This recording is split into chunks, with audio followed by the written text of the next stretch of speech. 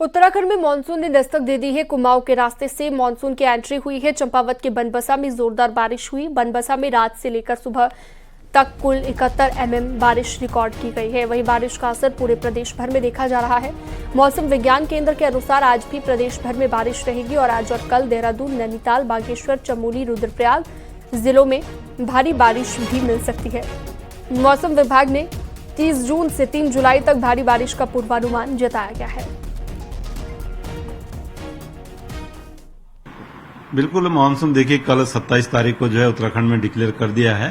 ज्यादातर हिस्से जो है उत्तराखंड के वो कवर हो गए हैं। थोड़ा जो हरिद्वार डिस्ट्रिक्ट के आसपास के क्षेत्र है वो बचे हैं, तो वो भी 1 से 2 दिन में कवर हो जाएंगे। बाकी बारिश की बात करें तो आज भी ठीक बारिश मिली है प्रदेश में, अनेक जगहों तक में है। और भारी वर्षा की बात करें तो उसमें चंपावत डिस्ट्रिक्ट में जो है बनबसा स्टेशन है वहां पे रही है। आगे भी देखें तो जो एक्टिविटी है वो आज भी ऐसी है, कल भी इसी तरह की रहेगी। अनेक जगहों तक में आप हल्की से मध्यम कह सकते हैं। और साथ साथ में एका दुक्का जगहों में जो हैवी रेंस है, जिसमें कि देहरादून डिस्ट्रिक्ट है या इसी तरह जो है नैनीताल है, और अंदर देखें तो बागेश्वर, चमोली या रुद्रप्रयाग डिस्ट्रिक्ट में संभावना है कि हैवी रेंस एका दुक्का मिलेगी। कोटद्वार और लैंसडौन के आसपास के पहाड़ी इलाकों में तेज बारिश हो रही है, जिससे लोगों को गर्मी से राहत मिली है। सुबह से हो रही बारिश से मौसम ठंडा हो गया है, तो नदियों का जलस्तर भी बढ़ गया है।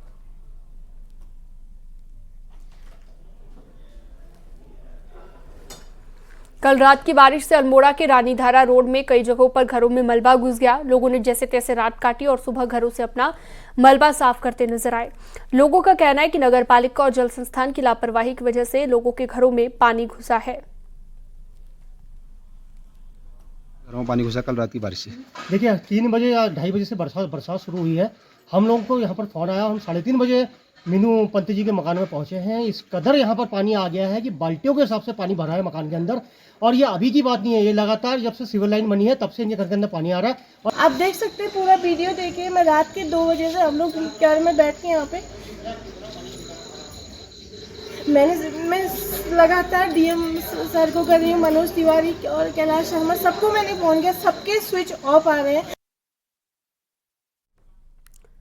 उत्तरकाशी में मानसून सीजन में गंगोत्री यमुनोत्री हाईवे पर बने भूस्खलन जोन में इस बार भी चुनौती रहने वाली है। यमुनोत्री हाईवे पर डाबरकोट, धरासू बड़े भूस्खलन जोन में है, तो वहीं गंगोत्री हाईवे पर हेलगुगाड़, डबरानी, बंदरकोट के पास बड़े भूस्खलन जोन है, जो कि यात्रा में यात्रियों के लिए परेशानी पैदा कर सकते हैं। इसके अलावा भी कई ऐसे छोटे भूस्खलन जोन हैं जो बरसात में एक्टिव हो सकते हैं, जिसको लेकर प्रशासन ने सभी जगह पर मशीनें तैनात कर दी हैं ताकि मार्ग बंद होने पर उसे जल्द से जल्द शुरू किया जा सके।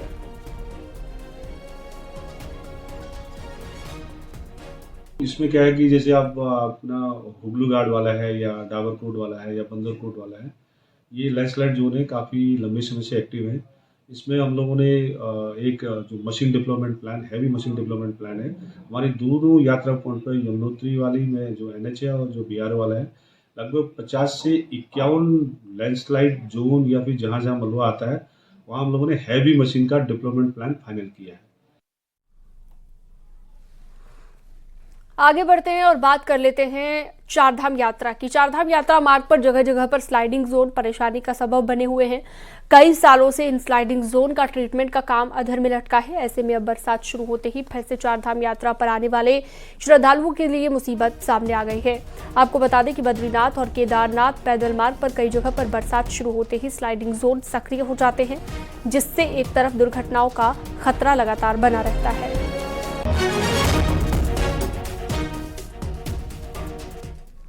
आगे बढ़ते हैं और बात कर लेते हैं चमोली की। चमोली में पीपलकोटी से लेकर मारवाड़ी और बद्रीनाथ धाम के रास्ते पर जितनी भी अतिक्रमण हैं, उनको जल्द ही हटा लिया जाएगा। NHIDCL यानी कि national highway infrastructure development corporation limited ने जल्द ही अतिक्रमण को हटाने के निर्देश दिए हैं, जिसको लेकर अब लोगों में काफी नाराजगी देखने को मिल रही है।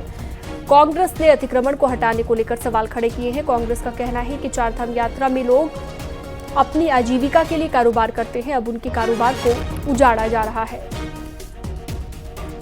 इस बीच तमाम लोगों को नोटिस आए हैं। लोग 6 महीने इस यात्रा का इंतजार करते हैं। इसी 6 महीने में लोग अपनी रोजी रोटी रोजगार का इंतजाम करते हैं, छोटे छोटे ढाबे लगा करके सड़क किनारे। और वो अतिक्रमण नहीं है, सड़क से बहुत दूर है, हमने देखा है।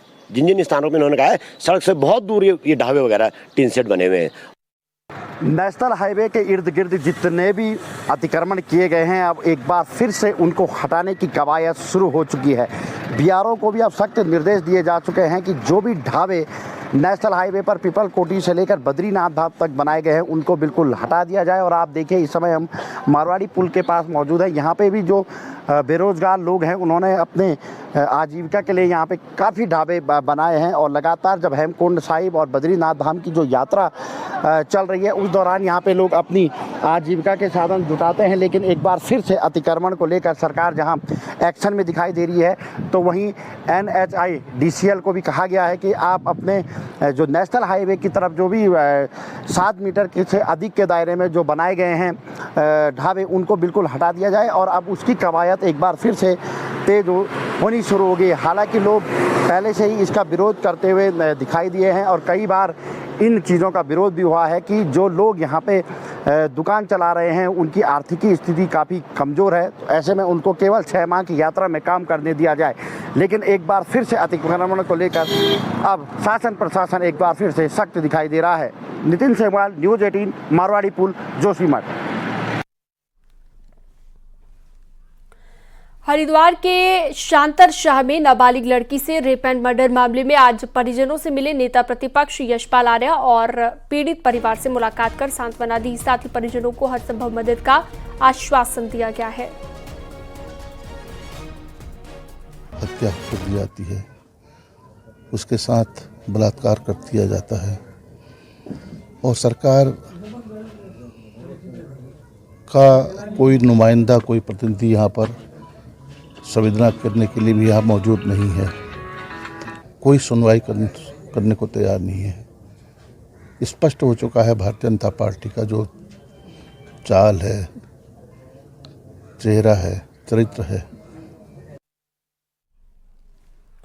कांग्रेस के प्रदेश अध्यक्ष करण बाहरा ने बढ़ते महिला अपराधों को लेकर राज्य सरकार को निशाने पर लिया और कहा कि महिला अपराधों से जुड़े मामलों में बीजेपी नेताओं का बार बार नाम आता है और उन पर किसी भी तरह की कोई कार्रवाई नहीं होती।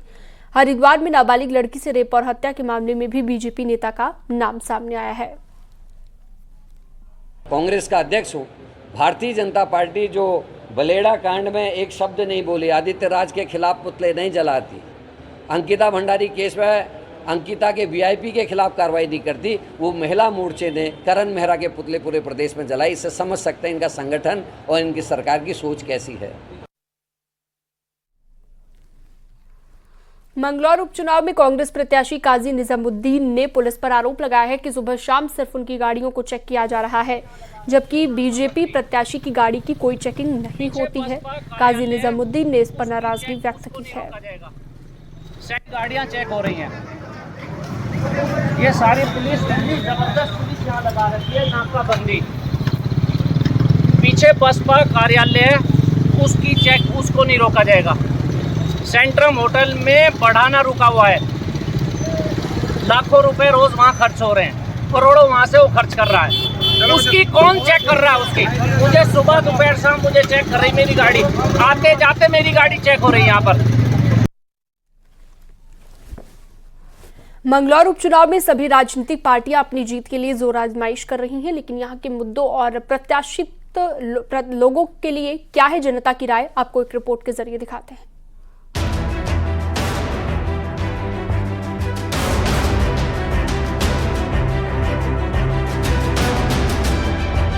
वैसे मंगलौर उपचुनाव में जीत हार से किसी भी पार्टी पर कोई फर्क नहीं पड़ने वाला है, लेकिन कई नेताओं की साख जरूर दांव पर लगी है, क्योंकि निकाय चुनाव पर भी इसका असर देखने को मिल सकता है। इसलिए पार्टियों के नेता अपने प्रत्याशी की जीत के लिए पूरा प्रयास कर रहे हैं। लोगों का कहना है कि जो क्षेत्र का विकास करेगा और जनता के साथ खड़ा रहेगा उसको अपना विधायक चुनेंगे। पुराने और जी विकास कार्य अच्छा करो, आम जनता की बात सुनो, सब काम ठीक करो, इस विकास पे वोट जाएगा। क्या मानते हैं काम तो कुछ ऐसा हो जाए नहीं, यहाँ से काम कोई नहीं हुआ था, हमको बढ़ाना मुझे क्या करेंगे हमारा अब कहीं के पीछे हो।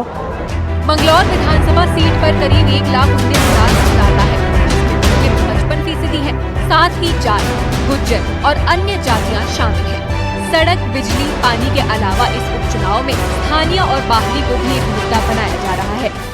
ऐसा प्रतिनिधि चाहिए जो लोगों के बीच में रहे, बाहर का ना हो, जिसके पास कल को हमें कोई दिक्कत हो, समस्या हो, गाँव में कोई विकास कार्य कराना हो तो हम उनके पास जाके कह सकें। वैसे तो मंगलौर उपचुनाव में त्रिकोणीय मुकाबला माना जा रहा है, लेकिन राज्य बनने के बाद बीजेपी इस सीट पर कभी जीत हासिल नहीं कर पाई है और ये सीट हमेशा से बीजेपी के लिए बड़ी चुनौती ही रही है। न्यूज़ 18 के लिए रुड़की से मनोज जुयाल की रिपोर्ट।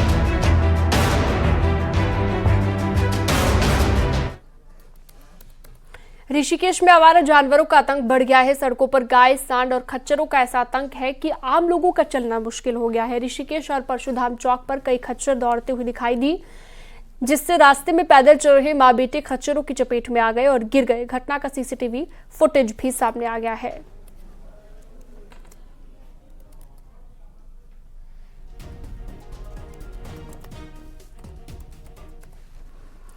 चलिए आगे बढ़ते हैं और बात करते हैं टिहरी झील की, जहां पर इन दिनों दूर दराज से भारी संख्या में पर्यटक पहुंच रहे हैं, लेकिन पर्यटन विभाग की अनदेखी के चलते बुनियादी सुविधाओं के अभाव में पर्यटकों को खासी दिक्कत हो रही है। टिहरी झील वोटिंग पॉइंट में पीने के पानी के साथ ही बैठने के लिए कोई व्यवस्था नहीं है। वोटिंग पॉइंट के पास लगी दुकानों के पास ही पार्किंग होने के चलते धूल मिट्टी से भी खासी परेशानी होती है। स्थानीय व्यापारियों का कहना है कि सुविधाओं के नाम पर कुछ नहीं दिया जाता है और पर्यटन विभाग का कहना है कि वोटिंग पॉइंट पर व्यवस्थाएं सुधारने के लिए प्लानिंग की जा रही है।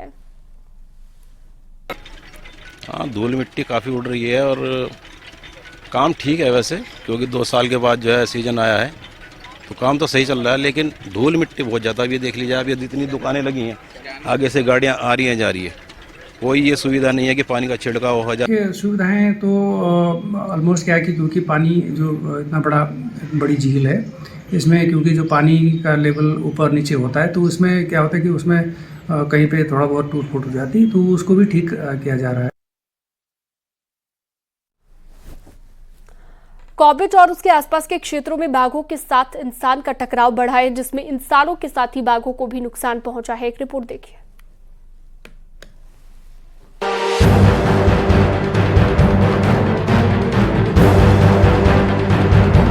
अक्टूबर 2023 से लेकर 27 जून 2024 तक कॉर्बेट और उससे लगे डिवीजनों में 9 लोग बाघ के हमले में मारे गए, जबकि इन घटनाओं में 4 लोग घायल हुए, जिससे लगातार बढ़ती बाघों की आबादी से लोगों में डर पैदा होता जा रहा है। माना जा रहा है कॉर्बेट में क्षमता से कहीं ज्यादा बाघ हो चुके हैं, जिससे वो आबादी वाले इलाकों में चले जाते हैं।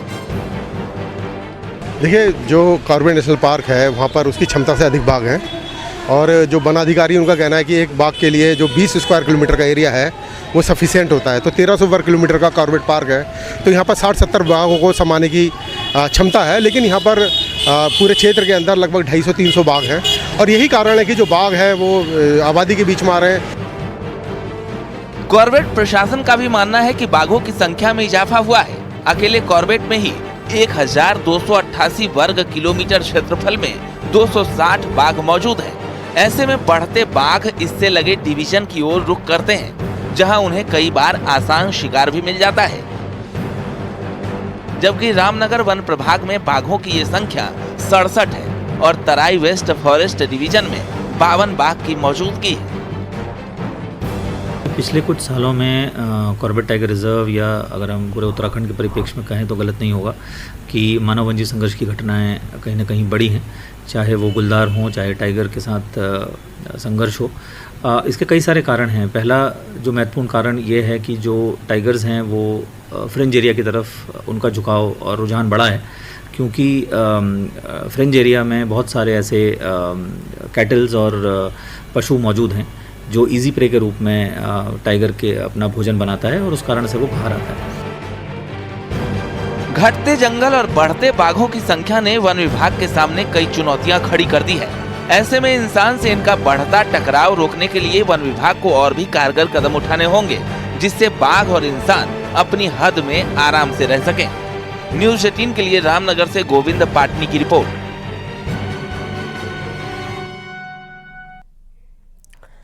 बद्रीनाथ और केदारनाथ धाम के साथ ही इस बार द्वितीय केदार मद्म महेश्वर, तृतीय केदार तुंगनाथ और चतुर्थ केदार रुद्रनाथ धाम में भी रिकॉर्ड श्रद्धालु पहुंचे। इस साल अभी तक 1.5 महीने की यात्रा में श्रद्धालुओं की संख्या ने पुराने रिकॉर्ड तोड़ दिए हैं और इन तीनों धामों में पहले की संख्या श्रद्धालु काफी ज्यादा पहुंचे। पहले काफी कम रहते थे, लेकिन इस बार तुंगनाथ में ही अभी तक 90,000 श्रद्धालु आ चुके हैं। मद्म महेश्वर में अभी तक 9,300 श्रद्धालु आए, जबकि रुद्रनाथ धाम में सिर्फ 1.5 महीने में 8,000 श्रद्धालुओं ने दर्शन किए। श्रद्धालुओं की संख्या बढ़ने से वन विभाग भी इन धामों में पैदल मार्गों को और ज्यादा बेहतर करने में जुटा हुआ है। हमने देखा है कि मद्म महेश्वर में जहां पिछले बार 12,880 लोग आए थे, इस साल अभी मतलब 1.5 माह का ही समय व्यतीत हुआ है, 9,300 लोग आ चुके हैं। उसी तरह तुंगनाथ में पिछले बार 1,40,000 लोग यात्रा के दौरान आए थे और इस साल हम देख रहे हैं कि 1.5 महीने में ही मतलब 90,000 से ऊपर लोग इसमें आ गए यात्रा के दौरान। और वक्त एक छोटे से ब्रेक का, जल्द लौटेंगे। न सिर्फ इंसानों की मनोकामना पूरी करती है, बल्कि जानवरों से भी रक्षा करती है।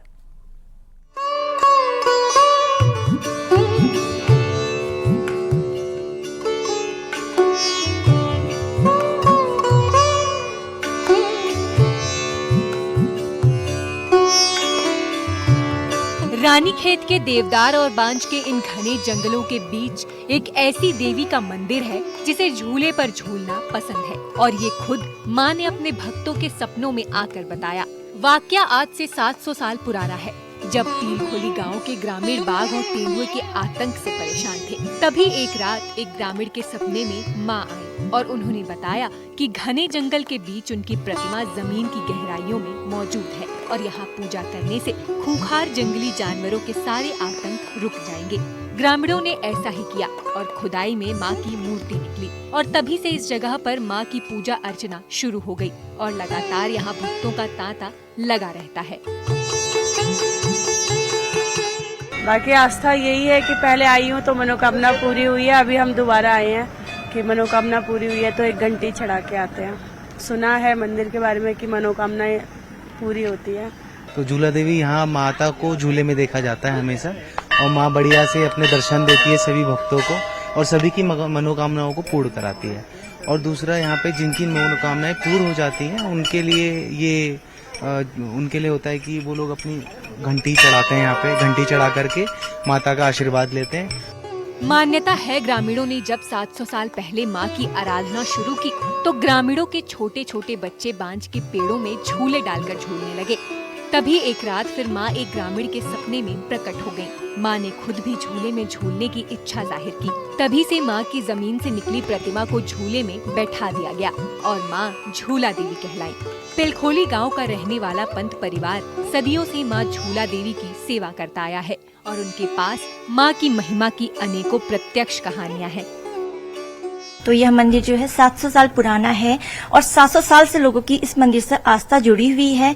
यहाँ पे बहुत दूर दूर से भक्तजन आते हैं और माता रानी से इतनी ज्यादा श्रद्धा और उनकी आस्था है कि वो यहाँ पे आते हैं, अपनी मनोकामना माता रानी के सम्मुख रखते हैं। कहते हैं कि माँ ने स्वप्न में किसी पूर्वज के उसमें ये स्वप्न में ये डायरेक्ट किया, ये निर्देश दिया कि उनकी जमीन के भूभाग में मेरी एक प्रतिमा है, उस प्रतिमा की आप पूजा नहीं कर रहे हो, इसलिए आपको ये हिंसक पशुओं के द्वारा आपका नुकसान हुआ है। क्या हुआ कि एक बार जब यहाँ पर पूजा अर्चन चल रहा था तो माँ किसी छोटे छोटे बच्चे किसी पेड़ की डाल में झूला डाल के झूला खेल रहे थे, तो माँ ने फिर कहा कि आपके बच्चे तो झूला खेलते हैं, मेरी प्रतिमा को आपने नीचे रखा है, मेरी भी इच्छा है कि मैं भी झूलूं। जाहिर है माँ झूला देवी की अपनी महिमा है। मान्यता है कि बाघ और गुलदार जैसे खूंखार जानवर होने के बावजूद यहाँ वो कभी इंसानों पर हमला नहीं बोलते। ग्रामीण से माँ झूला देवी की महिमा मानते हैं। मान्यता है कि विशेष मौकों पर बाघ और तेंदुए जैसे जानवर भी माँ के दरबार में दस्तक देते रहते हैं। ग्रामीणों की मान्यता है कि माँ की सवारी वाले ये जानवर माँ झूला की पूजा से इंसानों को कोई नुकसान नहीं पहुँचाते हैं।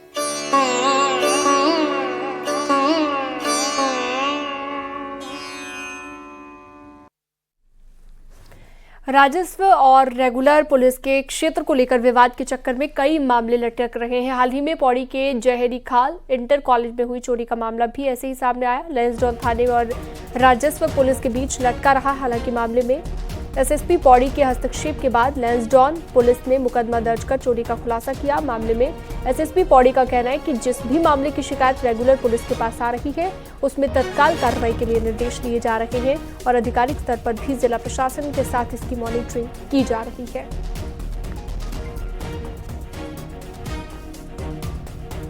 जिला स्तर पर इसकी मॉनिटरिंग हो रही है।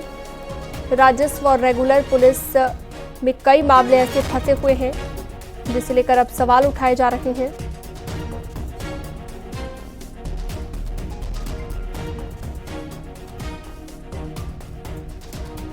शायद लोकल स्तर पे ये डाउट था कि ये रेवेन्यू या पुलिस एरिया क्षेत्र में पड़ता है, जिसमें जब वहाँ के लोकल एसडीएम के द्वारा बताया गया कि ये पुलिस एरिया में पड़ता है तो तुरंत पुलिस के द्वारा उसमें एफआईआर पंजीकृत की गई और उसका 3 दिवस के अंदर उसका मामले का खुलासा भी किया है पुलिस ने।